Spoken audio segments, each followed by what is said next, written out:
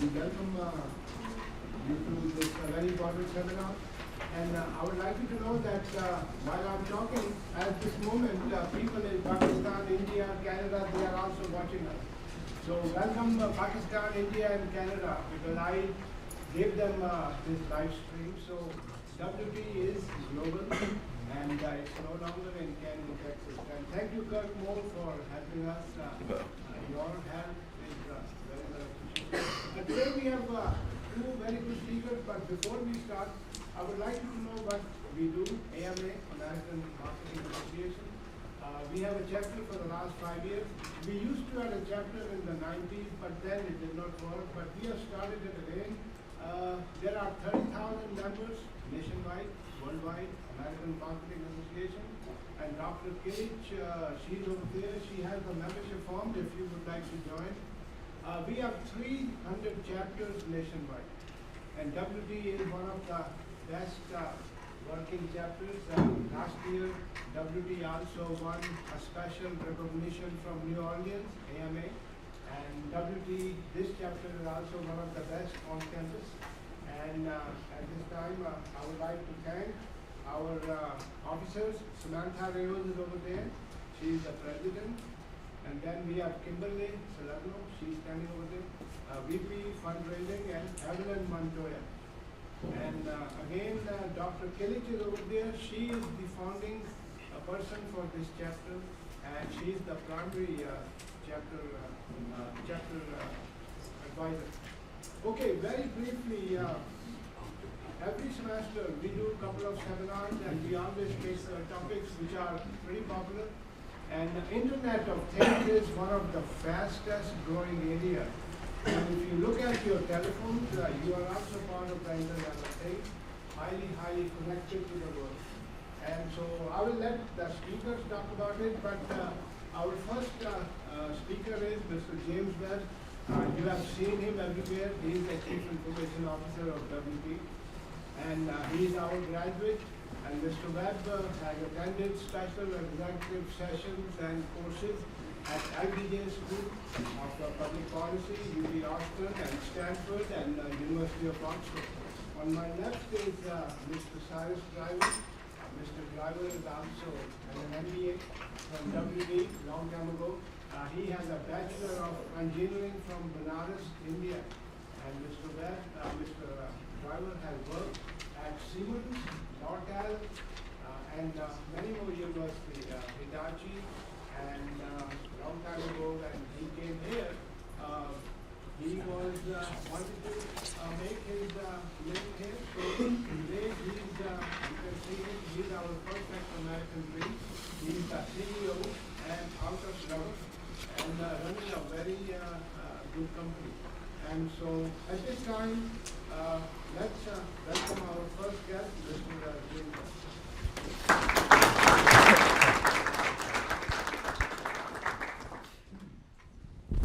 Well, good afternoon. Thanks for coming. I'm hoping to shed some light on what IoT is. I think there's a lot of confusion today or misinformation of what IoT is. So with that being said, let's jump into the material. So the Internet of Things is just that. It's connecting things to the network. So in the past, we connected printers, computers, laptops to the network, right? And so as we've developed new wireless technologies, 4G, 5G is coming out. Mr. Driver's going to talk about 5G, wireless, Zigbee, LoRaWAN. We have all these technologies that are connecting anything. Some of these network cards are 99 cents. They fit on the tip of your finger. So if you think about it, you can pretty much connect anything today. Some quick facts about IoT. It's almost 20 years old, the terminology. Yet there's so much confusion about it still. Ironically enough, and we should have talked about potentially having this yesterday. Yesterday, anyone know what yesterday was?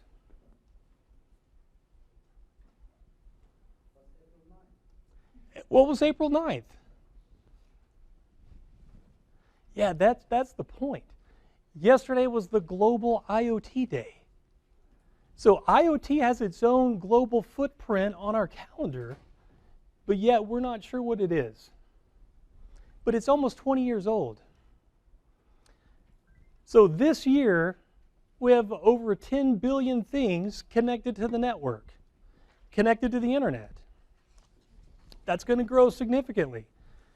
By 2020, and these numbers are debatable. I think some of the estimates are 50 billion, 60 billion. So if you think about it, how many people are on Earth? Planet Earth. What, 8.5 billion people? So you can imagine how many things we're going to connect to the internet. 1.4 trillion in spending by 2021. So if you're a business person, here's a great business idea. So just last week, Microsoft announced a major IoT investment, $5 billion. $5 billion, one company.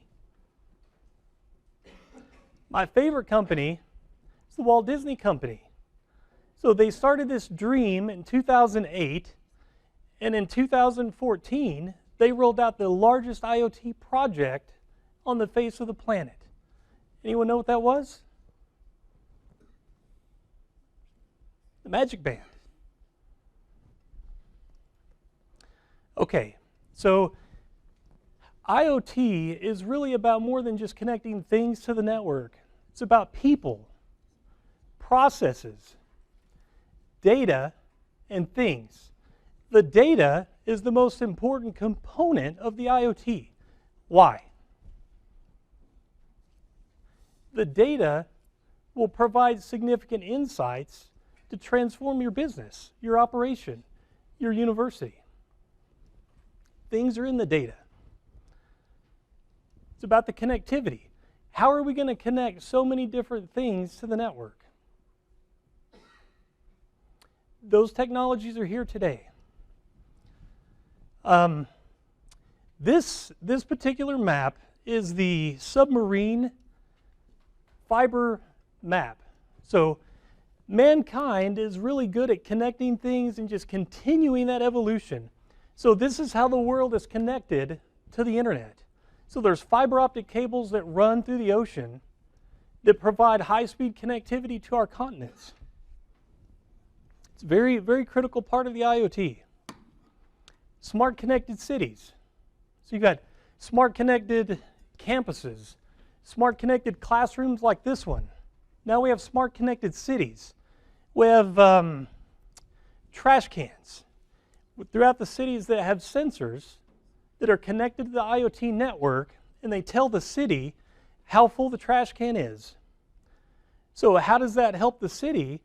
It streamlines operations. Maybe we don't have to send the full fleet of trucks out every day at 8 o'clock. We get alerts when the trash is full. That's significant cost savings.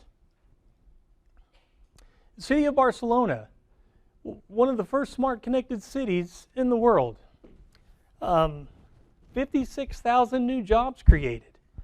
So IoT is not just a new technology, it's a way that we're transforming economies in cities, in countries, boosting GDP. Let's talk about smart connected cars. This is a shameless plug for my siblings. The picture on the left, I'm in the middle, that's my brother and sister. Today is National Siblings Day. But this is what the cars looked like back in the day.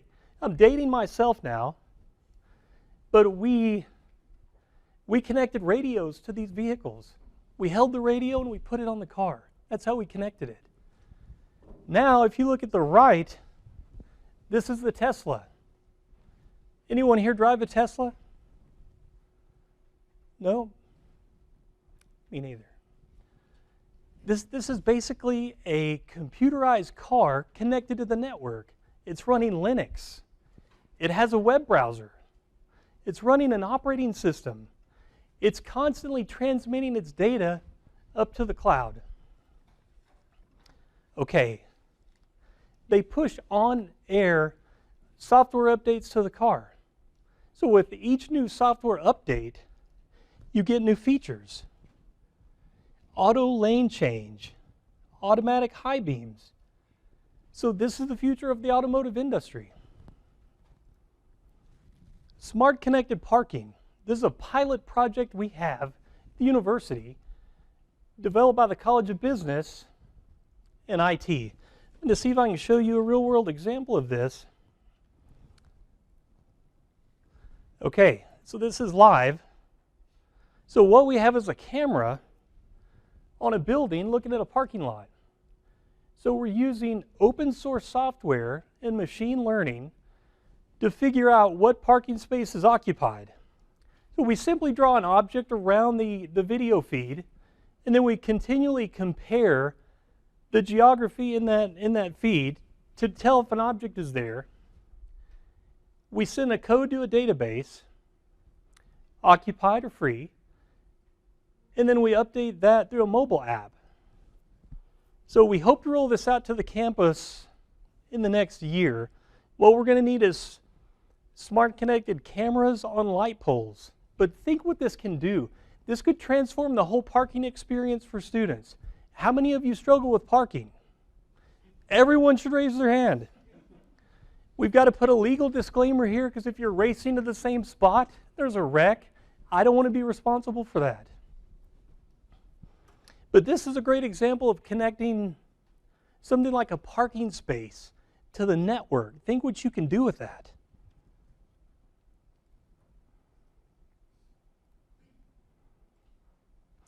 Another project we've done is Buff Transit. So if you go to the main university website, or you look at your mobile app on your phone, so we've taken the shuttle bus experience, we put a Samsung tablet on each bus, and the tablet is sending GPS coordinates back to a web server, and then we're plotting where that bus location is. So the police department, they can monitor speed, route, efficiency, productivity of the bus drivers. So this is smart connected transportation. Did everyone know we had this technology? If you download WTAMU, there's a component in the app where you can see this. So if you're standing at the bus stop and wondering, when's the bus coming? This is what you need.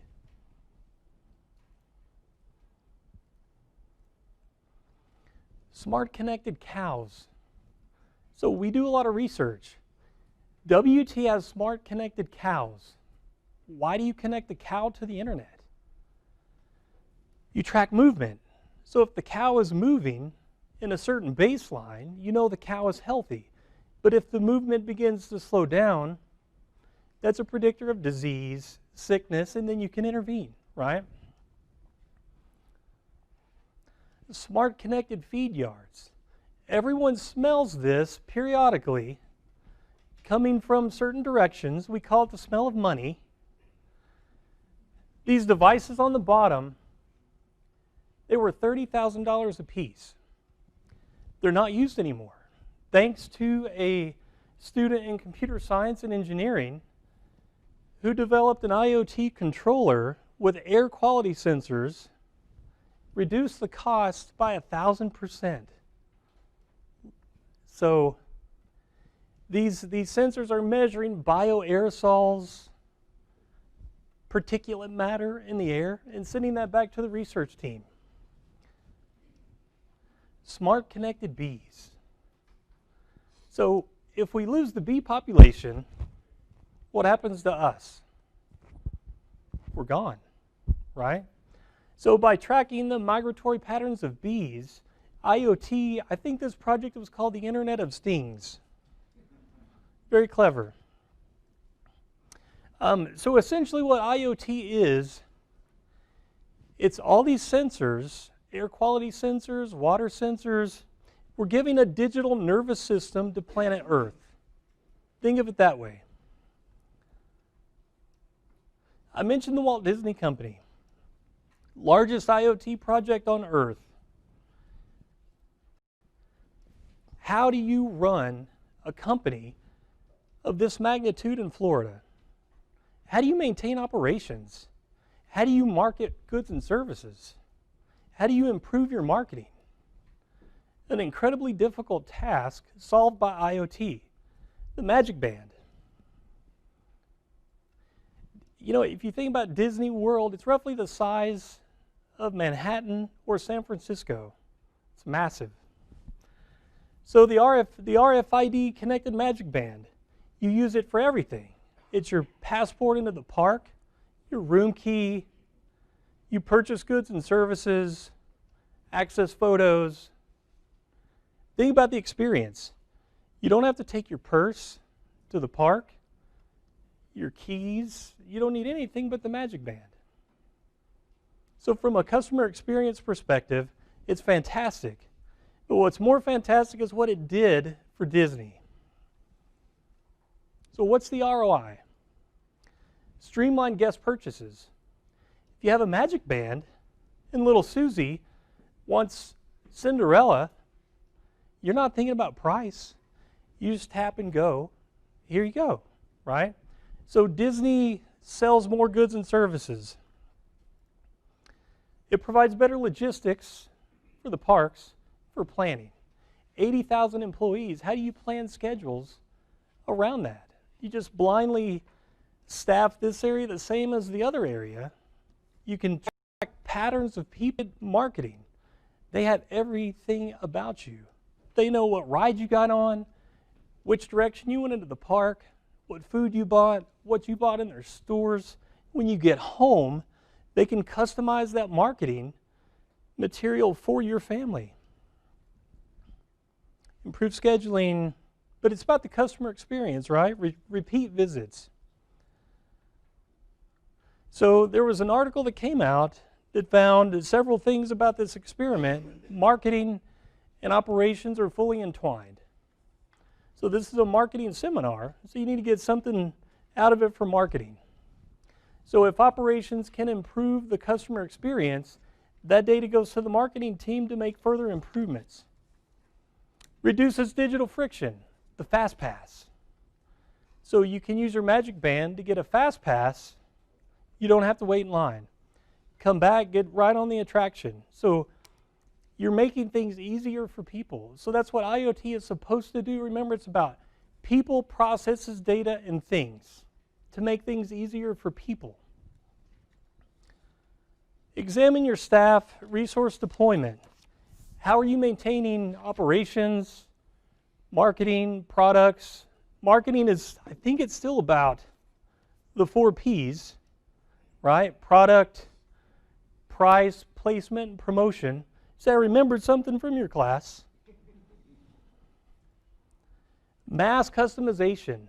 If you're a student at West Texas A&M, you log into the portal, and the portal will begin to know you and understand how you learn and to help you learn. Those are some of the things we could do with IoT. Security. Once you put all this connectivity, we're worried about privacy, but we're hyper-connected. We're connecting everything more than we ever have. We're on LinkedIn or Twitter, Facebook, all these social media platforms.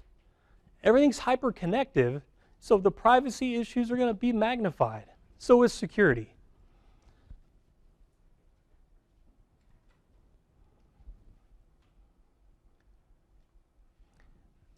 This is real-time data of cybersecurity hacks and attacks going on in the world right now.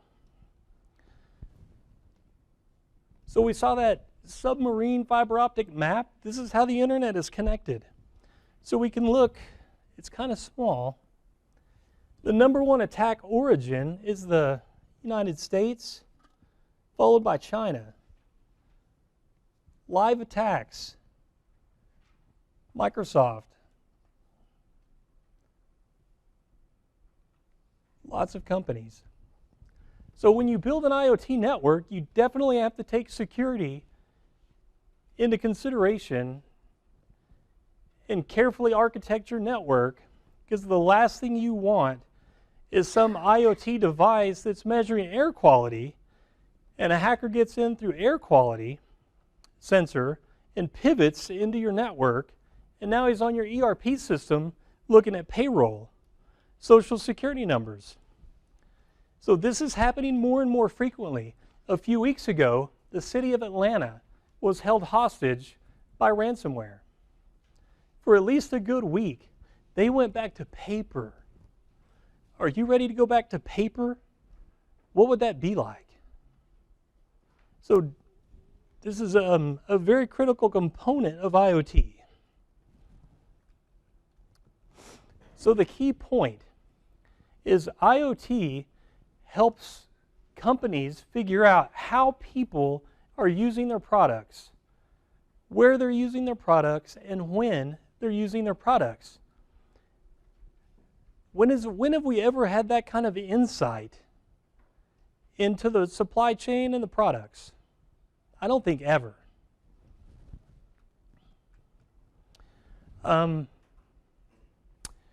Kirk, hand those out. We've got a gift for everyone that came. This is it's a small personal IoT device. It's called the Tile. I'm going to show you a real quick video of how the Tile works. Companion that helps you find your things. TileMate. Back that up. Meet TileMate, the small, powerful companion that helps you find your things. Small and light, TileMate is designed to easily hook onto your keys, drop in your purse, or stick on your bike. When your things get lost, TileMate is there to help you find them. Bring TileMate to quickly find your remote control. Or use the Tile app to retrace your steps and see where you left your car on the map. If it's your phone that you're looking for, just press the button on any of your tiles and your phone will ring, even on silent. And if your bike goes missing, Tile can still help you find it. Just ask to be notified. Then when any user in Tile's global network comes within range of your missing bike, the Tile app will alert you of its most recent location. TileMate, the simple, easy way to find your things. Get TileMate today and never worry about losing anything again. Tile, find what matters.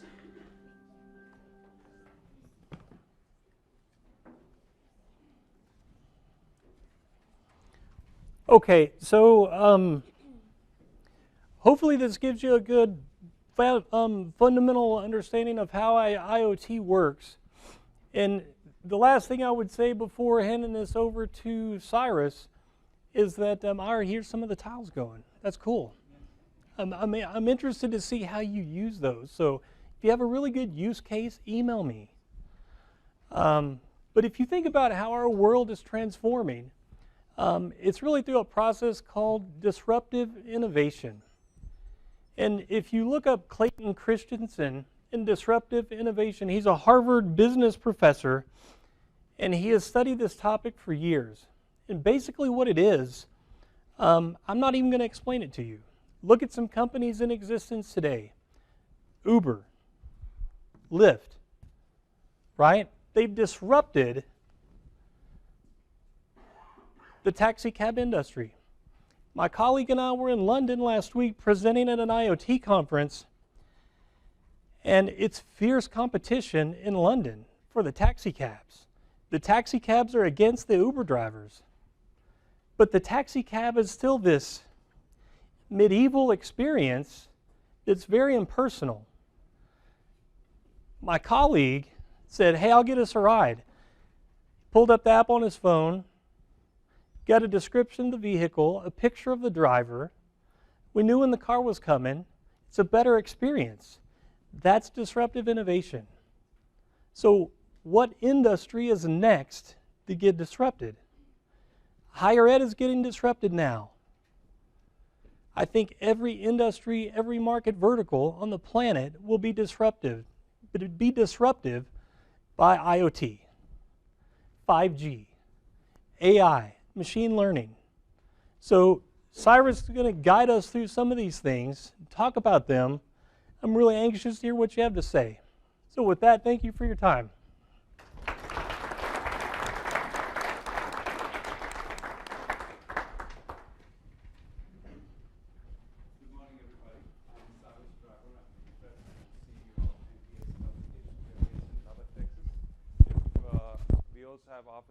We have offices in 30 cities in 3 states, Texas, Mississippi, and Louisiana.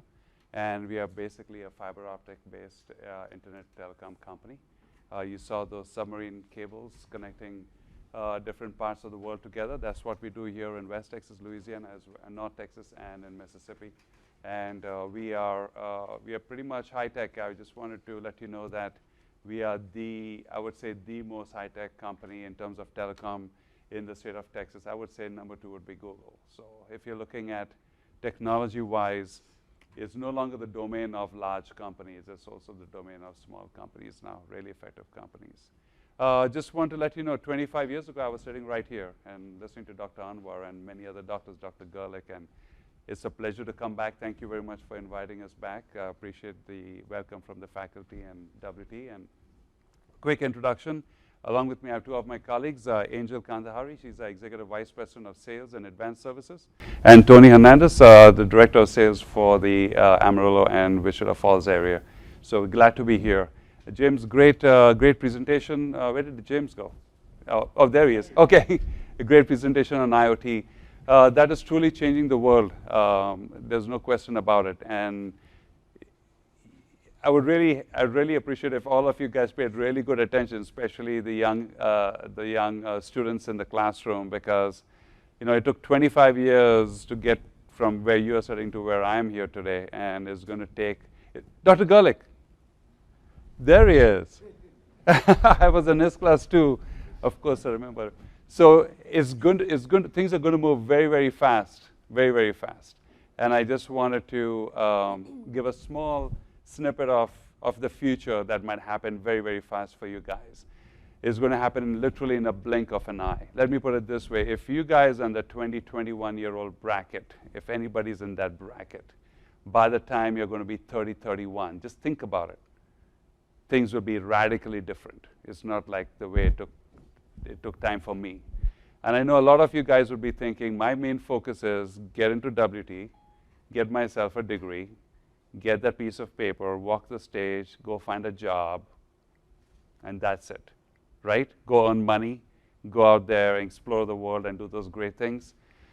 What you must realize, guys, that you are going to have another billion kids just like you who are on the race for climbing up that ladder, if not billions more.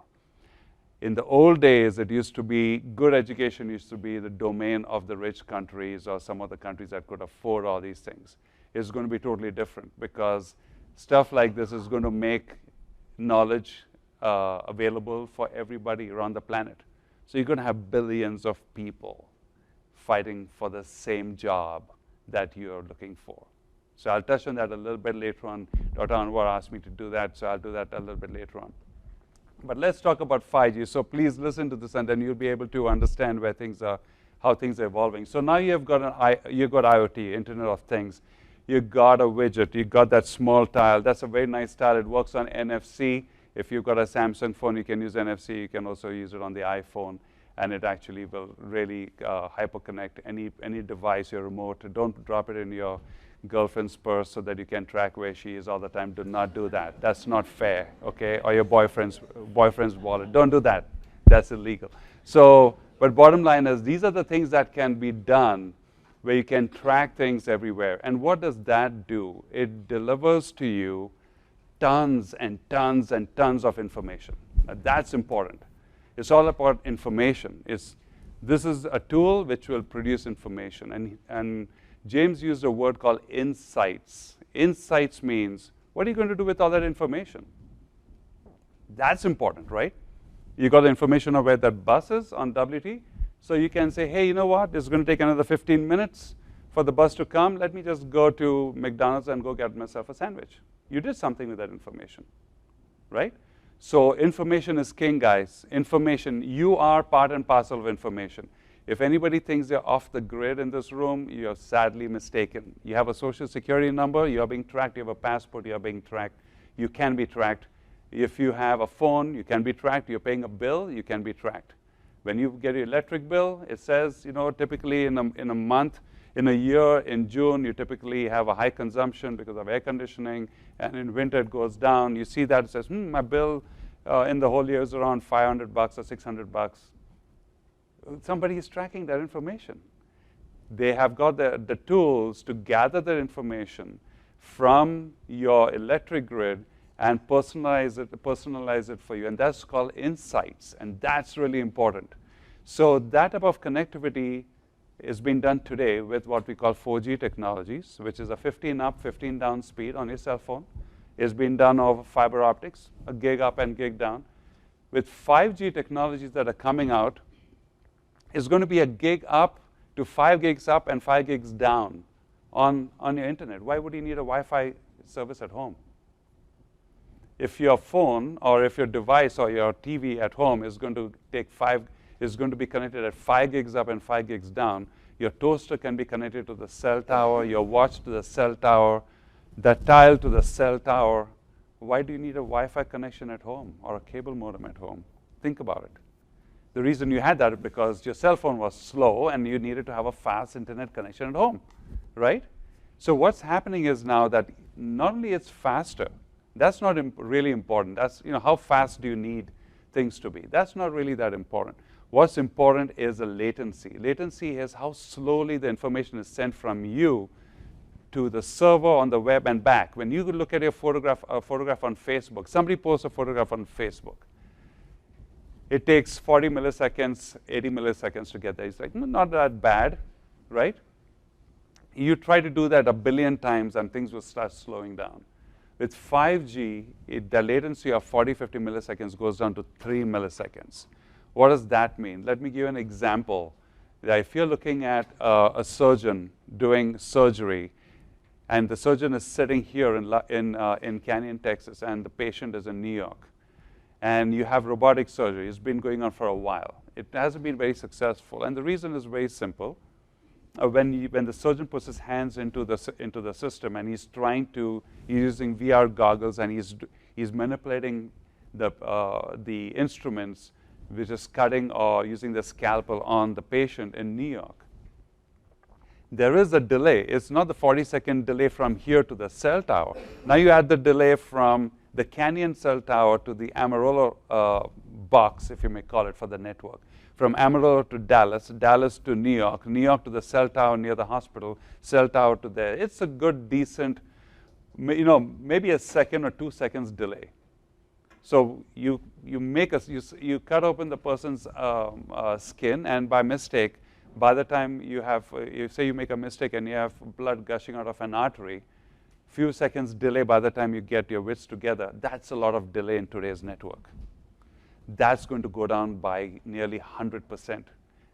I would say 99% by 5G, which means as you cut the patient on the other side, you'll be actually able to feel what's happening. It's that fast. Between fiber optics and 5G, you'll be able to do things real time. You will be sitting on hybrid virtual reality sets, and you will not feel like the virtual reality sets of today. How many people have used VR here today? Okay, have you seen the screens, how blocky they are, how blotchy they are? You've got a handful of apps that you can use. Imagine if it is right now, the way you're looking at me right now, is the way you'll see it on that screen. It is fantastic. You will be no difference. You want to have a vacation in Moscow tomorrow and you want to go to Russia, don't sit on a plane. You just put on your VR goggles and you can be able to look at things and be able to experience things real time as it's happening right now. That's where 5G is going to help you guys. And what's going to happen is going to give you a plethora of information. And that information will have to be distilled because you're just using it. You don't really care how you get it, right? So it needs to be distilled. When you get too much information, you need it in bullet points, right?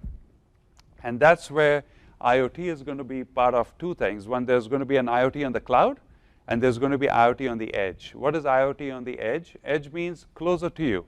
So when you have that information, that is closer to you. For example, you're standing at the WT bus stop, and you're saying, okay, I've got the bus coming in, and it's going to take another 10 minutes to come, so I can go to McDonald's, and I can go get a burger at McDonald's and come back, and I'll be fine because McDonald's is right across the street. It's going to take 15 minutes, right? How cool would it be if that information is actually delivered to McDonald's without you asking? And that's called artificial intelligence. And artificial intelligence will do two things. It will take the information from the edge of the network, which is around you, not something far away in the cloud.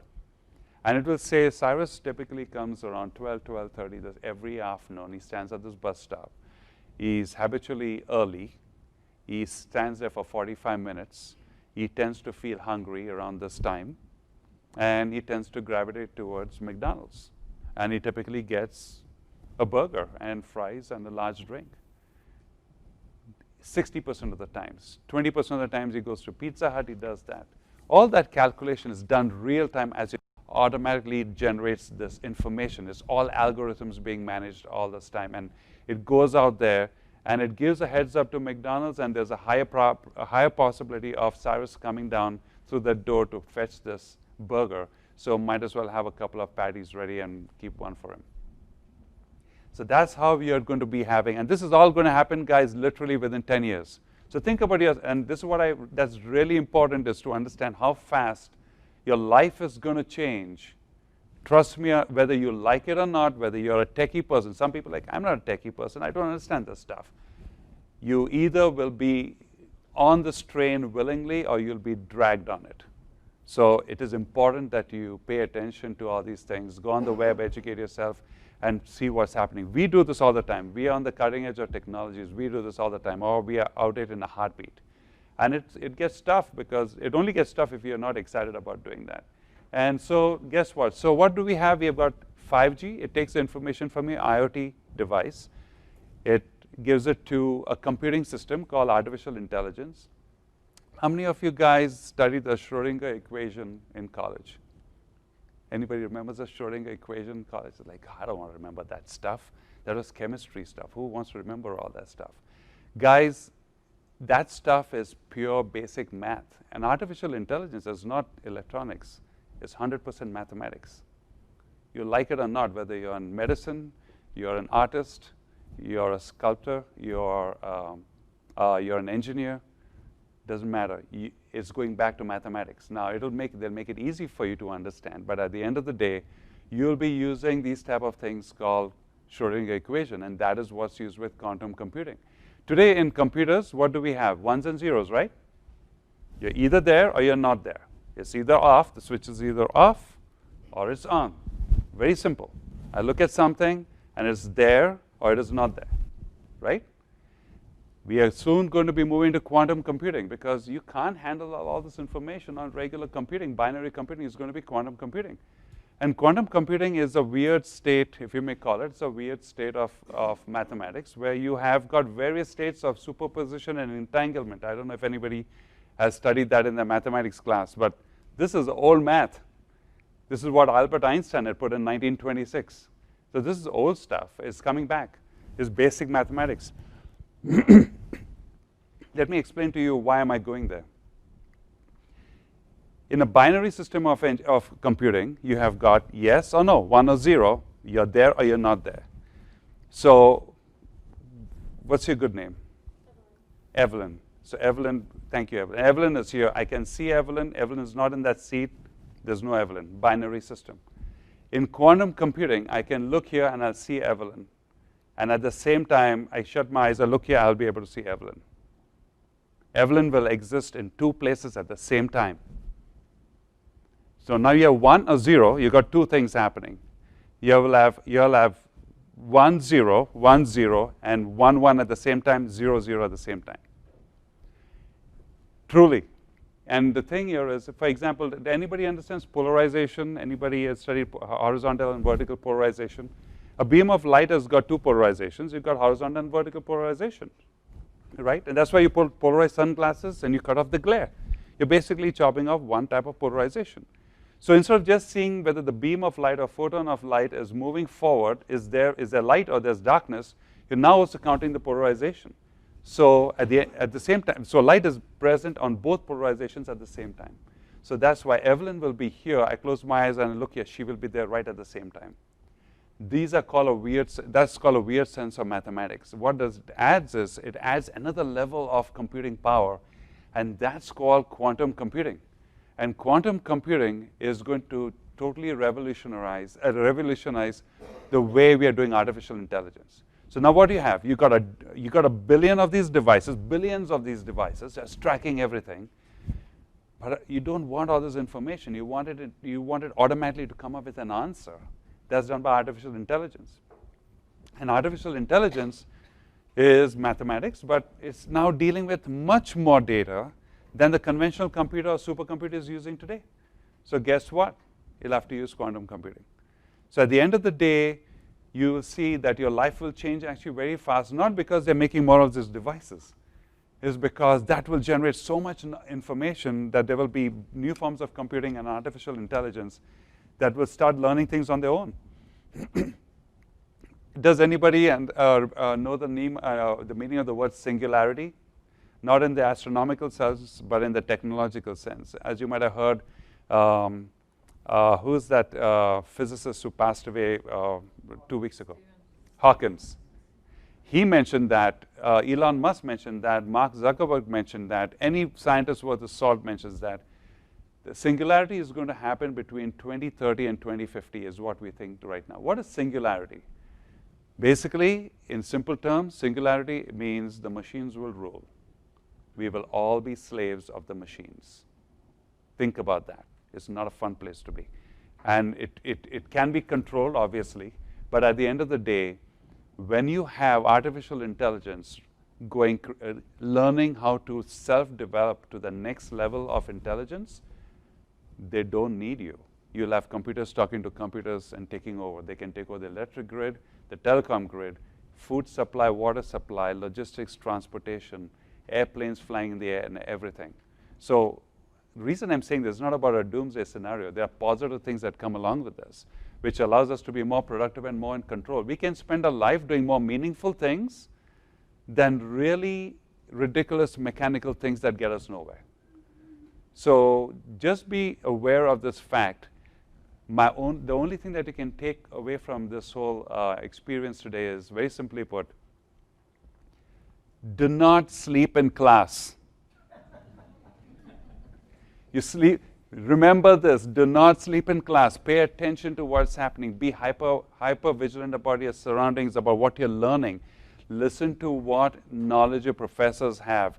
Suck it in, because I'll tell you, at the end of the day, when it is you versus the machines, you got to start digging deep into the past and learning from the past, and learning from what wisdom was departed to you, given to you by your professors. We are now right now doing quantum computing based upon what Albert Einstein actually first started in 1906. And we are doing it now, and you think it's cool. And Albert Einstein passed away many years ago. Why? At the end of the day, you're coming back to mathematics. Artificial intelligence, mathematics. This is mathematics. Everything is mathematics. Whether you like it or not, whether you love math or not, whether you're a math major or not, doesn't matter. It will influence your life. So the thing here is, learn from what you're getting in the classroom. And that's one thing I want to switch over to what Dr. Anwar was mentioning, is you got to understand the impact of these things on your life. Now, talking about marketing, this is the AMA seminar. How does all this impact you in marketing? Right now, you want to, McDonald's says, okay, we typically sell, say, 6 billion burgers a year. And that allows, and how do they get that information? Focus groups, data information, you buy the stuff on the web where you can get data from the web. Now, your information, as you purchase, or even if you think about going to McDonald's, and you set a pattern that Cyrus goes to McDonald's every Wednesday around 12:30 in the afternoon, that information will go from artificial intelligence straight to McDonald's. So in terms of marketing, McDonald's knows the trends. It will say, we will sell 6 billion pieces of hamburgers last year. That's what we did last year. We're going to sell 7 billion hamburgers this year. And there's also a 90% chance of people like Cyrus buying a hamburger around 12:30 in the afternoon on a Wednesday. And there are 40% of them who will never come back again, and there are 50% of you can get that information real time from artificial intelligence. Because like what James mentioned is that you have IoT and it creates insights for you. It creates this database. And this database is taken and can be used for marketing. So marketing marketing will change, totally change. What does marketing do? Marketing supports money. If marketing provides a level of information that companies can use to go and invest in and make more money, they will now know things a lot faster than in the old days. And also they will be able to predict where do they buy their raw materials from, where do they buy beef from, where should they buy bread from, where they should buy Coke from to support this happy meal that Cyrus is going to buy. So they can go ahead in advance and they can start bargaining or negotiating on pricing. You see that? So it's not only you get a higher probability of what's happening very quickly. Things change every day. You make a decision as a company to buy a certain amount of raw materials to make these burgers. Things change every day. They actually change every second. But we couldn't harness that information. Between IoT, 5G, artificial intelligence, and quantum computing, you will get that information. If you can pay for it, you will get that information real time, which means you can change your budget as a company from spending $1 billion a month. You can change it every day and say, okay, things are not looking good as of last couple of days. And the reasons could be plentiful. And all the information is recorded on artificial intelligence. For example, he's not been there for the last 4 days. Cyrus is not at the bus over the last 4 days. What's happening? What they didn't record was it was raining. It's a very uncomfortable place to stand in the rain. There was no shelter, for example. So he's not there because it's raining. That doesn't mean he stopped having burgers. You see that? That information is critical. So that information about weather conditions, humidity conditions, the pattern, maybe today he had to walk 6 miles. He's like, I'm done. I'm just going to order something off the web. So think about that. My car broke down. But when you have IoT, all the information will be connected. You'll be able to see, you saw the Tesla car, you'll be able to see, go there and say, hey, looks like his car broke down, it's raining, and the propensity of him standing there in the sun and ordering a burger is not happening. I mean, coming to McDonald's is not happening today. So you can change that behavioral pattern. But all that calculation is being done real time because of quantum computing and artificial intelligence. Those are called insights. Remember this was insights. Those insights will change the way you market to the world and the way companies will spend money. So we've covered IoT. We've covered what happens with IoT. It goes through 5G. From 5G, it goes into quantum computing. And from there, you come to artificial intelligence. And it gives you your data for marketing that you can buy for if you're a company, or you can sell to companies if you're a marketing agency or a research firm. And that really helps you to be able to get top dollar for your company, right? So you can see how things will change. And like I said, singularity, when singularity happens, what happens is it's a hypothetical term, right? It's not real. It's a hypothetical term because it hasn't happened so far. But it's a hypothetical term where you have runaway progress on technology that will far supersede what you're doing as a human being. And the level of control of the human over the computer is going to change, where the computer will be controlling the human. So it could be a good thing, it could be not a good thing, but at the end of the day, you can't stop it. It's going to happen. It's on its way. When it will happen, nobody knows. Some famous scientists have said 2030 to 2050, and that's 20 years from now. Think how old you'll be. You guys will be still younger than I am today. Think about it. Think about it. So you'll have to deal with the level of singularity. When you're talking about that, your life will change. So the thing here is be able to garner as much knowledge as possible. And that's the other thing I was, Dr. Anwar was chatting about. You know, it's all about learning and getting information from somewhere else. It's all about information. You come to college and school, you pay a certain amount of money, you sit in the classroom, and the reason you give your exams and tests is to be able to corroborate the fact that you have sucked in all that information, right?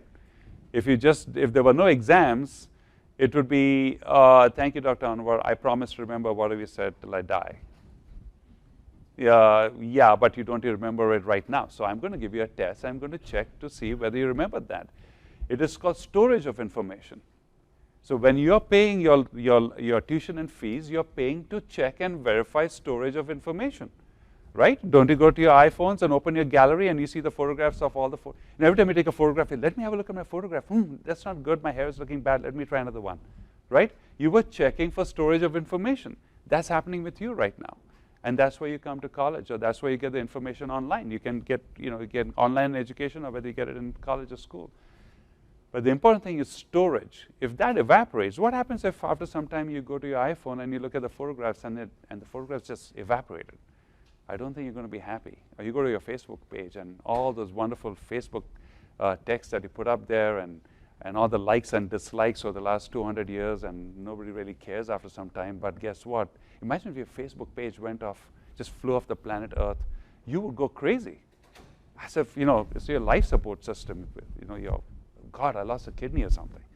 But bottom line is, at the end of the day, you've got to remember that. You've got to remember this information. You cannot afford to forget things. It's like losing all your photographs on your iPhone. So be very serious about what you're learning in college and school. And it is going to be tough. You've got to learn to struggle to keep that information in your head. And again, there's no such thing as useless information. Any and all information will be useful at some point of time. Some folks say, I'm just taking this class because, you know what, I just need credits and I'm getting out of college. I bet a lot of us have thought about it. I thought about that, right? There are even language classes I took, not in college, but in school. And I said, yeah, it's easy. I'll just take it so I can get some easy grades. Fast forward a few years from now, I'm negotiating with folks. And guess what? You have the language skills, you can make things happen. So there's no such thing as useless information. Truly, it's your perception of what the information is that makes it useful or useless.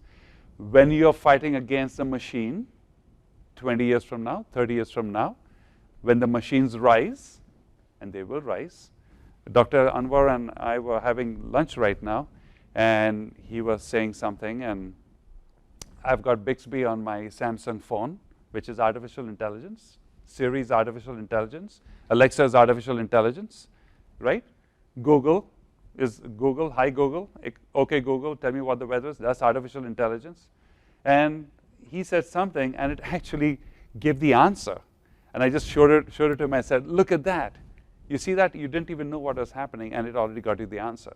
Now, today's artificial intelligence has got the equivalent of 10 million neurons. You know, neurons are the cells in the brain that connect to each other, right?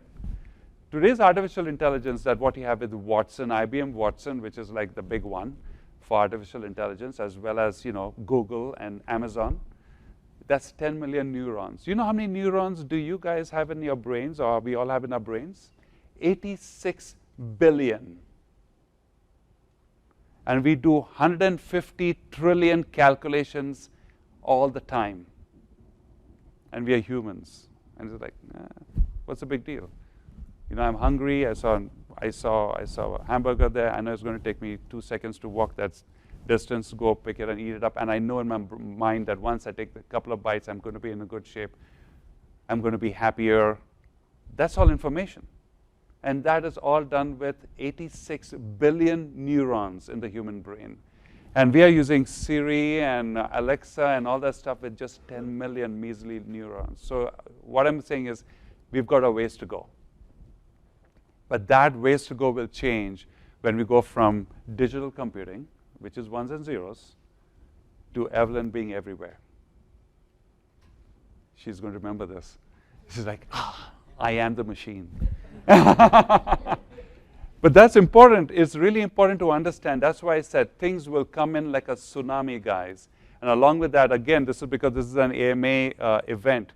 That's a tsunami of knowledge or information which will help us create new products, develop new processes, be able to do remote surgeries, be able to create customized medicine. You go today, you have a sore throat, or I'm not a doctor, sorry, but I say, if you're feeling sick and you say, I need my antibiotics, I go to the doctor, I get a Z-Pack. You go get a Z-Pack, you get a Z-Pack, I'll get a Z-Pack, we all pay the same $10 for it, we go home. There's going to be no universal Z-Pack, no universal Tylenol. It'll be used with your DNA, and your DNA will be put on file. And any changes to your DNA will be also on file. It'll be done without your knowledge, And bottom line is when you want to go, when you're not feeling well, have you seen the new tattoo that has come in, an IoT, like a tattoo? So you can have an IoT device, just like the style device, but tattooed on your arm or on your body, and it'll constantly send out information about your health. It's already out there in experimental status. So it'll automatically register, and you'll get a beep on your phone saying, go to Walmart and get your customized, genetically produced Tylenol. That will work with you better than it'll work with somebody else. The tattoo is already available today. The chip is available today. So just to let you know, a lot of new developments are happening which will totally change the landscape. You've got to be ready for these things. And it's going to be a very exciting future. It truly will be. Any questions so far? So we've covered everything from IoT, 5G, artificial intelligence, quantum computing, what to do with that. And I think the last most important thing are the ethical and moral and legal issues that come along with that. The word privacy is going to change. When you say now, Facebook, see what's been happening at Facebook. Today, Mark Zuckerberg is in the Senate, right? And he's talking about privacy issues. Fast forward 20 years from now, you will laugh at that. It's like, privacy, what privacy? There's no privacy. You've got to pay for privacy. Even if I pay for privacy, there's no privacy. You're being tracked everywhere. So what's the new version of privacy? What is important to you? There are ethical things, there are moral, there are legal implications. So these things will spur different types of marketing, legal marketing, different types of moral marketing, ethical marketing, and there will be legal ramifications and dollars behind that. There will be law firms just setting up, practice and making money based upon these new definitions of what is legal and what is not legal, what is ethical and what is not ethical, right? So bottom line is right now I mentioned about genetically modified medicine, so you can get your customized genetically modified Tylenol and your Z-Pak or your cough medicine that will work for you really fast. It might not work for me or for somebody else. What happens if that information is not shared? Everybody says, oh, we don't share information. But remember, that information has gone from you to that location.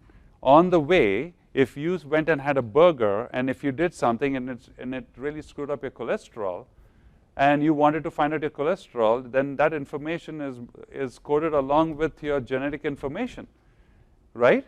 And that's what is called blockchain. If you'll understand what blockchain is there with Bitcoin right now, blockchain is very simple. You take the information that you have, you convert it into ones and zeros or codes. Actually, not really ones and zeros, but it's into a code. You take that code, and then you put, that's a block, create a block, and then you put it in a chain, you send it down a pipe, and along with other people's information, and that is already coded. Somebody else already has that information. You make one change to that, and everybody else would know that something went wrong. That's why blockchain is being used. Blockchain is going to be used everywhere. You're not going to go to the bank anymore, guys. You're not going to have a bank account. You're not going to have a PayPal account. You're not going to be paying with PayPal or with your credit card. You'll be playing with blockchain. And when that happens, to get that information to blockchain, somewhere along the line, somebody somewhere out of those billion people who touches your blockchain or doesn't touch your blockchain, that information will go to the doctor, or it will come out there, and where's your privacy? You will be actually coded into a blockchain. Your genetic structure will be coded into blockchain. That will be marketed by somebody somewhere. So the question is, what is privacy? We don't have an answer for that, obviously. What are the ethical things to do, moral things to do? And that's the sign of the times. In 2018, this sounds ethical and moral. 2030, things are going to be different.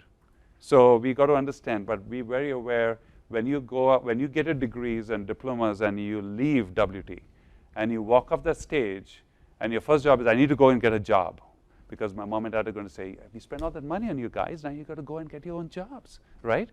And you get a job, don't think about your first job. Think about what's going to happen when you have to deal with blockchain and other things. What will happen is instead of sitting every day and saying, oh, I need to go and please my boss today so I can make $20,000 a month or $100,000 a year. Instead of doing that, you'll say, am I wasting my time in this place and not learning anything, or should I go somewhere else and go to a job that will give me a future or at least a runway to get to that type of a lifestyle? Now you have no excuse. You know where things are going to happen. You know machines are going to roll. Now you got to be smarter than the machines. And we can be smarter than the machines. Truly, we can be. And the reason is very simple, is that that's the reason why we've evolved to where we are, right? So bottom line is this, is at the end of the day, when you graduate, make sure that you spend your time in a job or in the direction which is really going to get you somewhere 20 or 30 years from now. Because remember, there are going to be a whole bunch, billions of kids with the same amount of information. Even if he's from a poor village in Africa, he's online and he's getting the same, he's learning the same classes that you are. At the end of the day, it's going to be an even keel.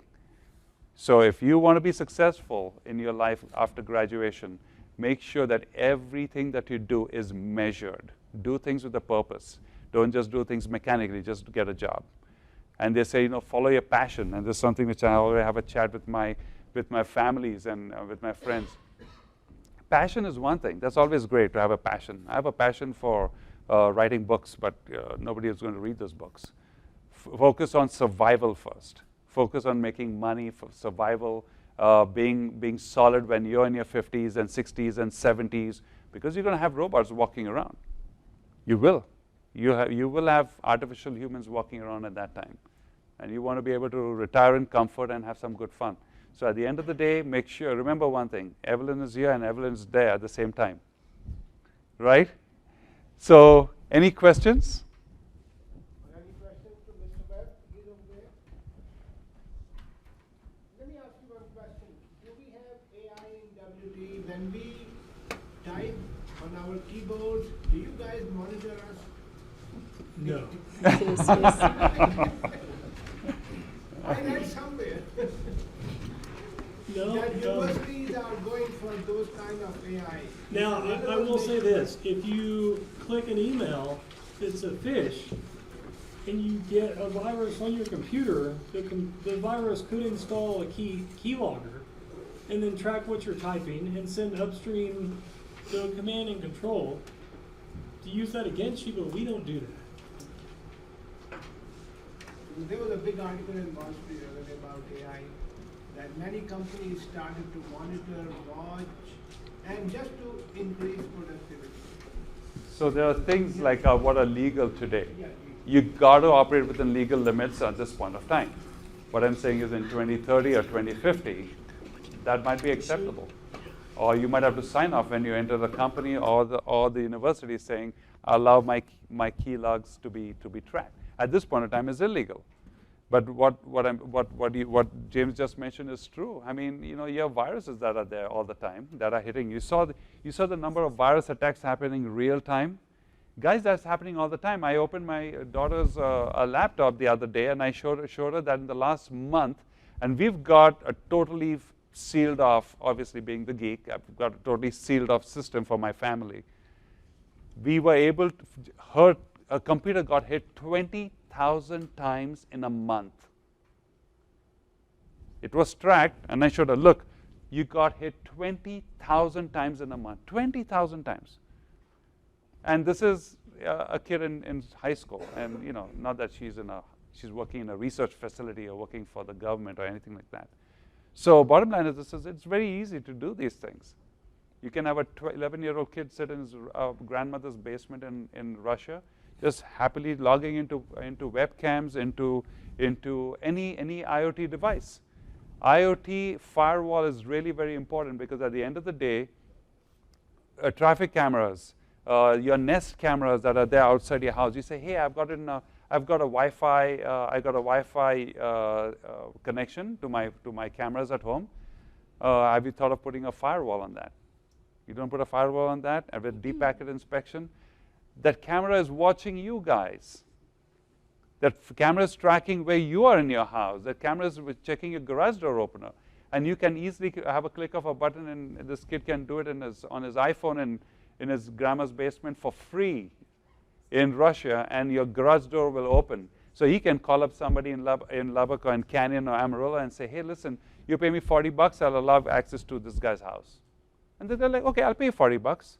So instead of going around and casing the neighborhood and wondering where, this guy will sell you information and say, hey, listen, you pay me $40 and I'll give you around 4 houses. I know exactly when these people are out of the house. Just take your time, walk in. I even know the code for their alarm system. You see that? He's not even in America. He's not even in the neighborhood, and he's made it happen. IoT, if not behind a firewall, if not separated from the real world by a firewall, and really good firewalls, not cheap firewalls, guess what happens is they will be watching you. The machine will be watching you. You won't be able to watch the machine. And that happens all the time now today. So it's all about being safe in the new world. It's a brave, great new world. A lot of advancements in medicine, technology, convenience, and everything. But we got to take it with its, with the right dose of salt and precaution. But great days ahead. Thank you very much. Appreciate everything. Thank you very much for coming.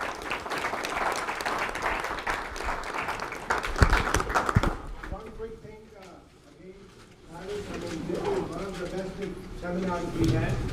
Thank you so much. We have got so much information, but Engler on the party and Tony Hernandez, thank you also, and AMA people, our workers, they are some of the best. And please remember that anytime when we do a seminar, it is not me. I'm always helped by all the people. So it's a collective effort. And it's a great, wonderful thing for WTAMU. One last thing I would like to mention, most of you are taking online classes, right? You are sitting in this room. And most of the time we do not appreciate and we do not praise our people who are making it happen. These are the people who are running your online classes. And let's give a hand to them because they are our brains.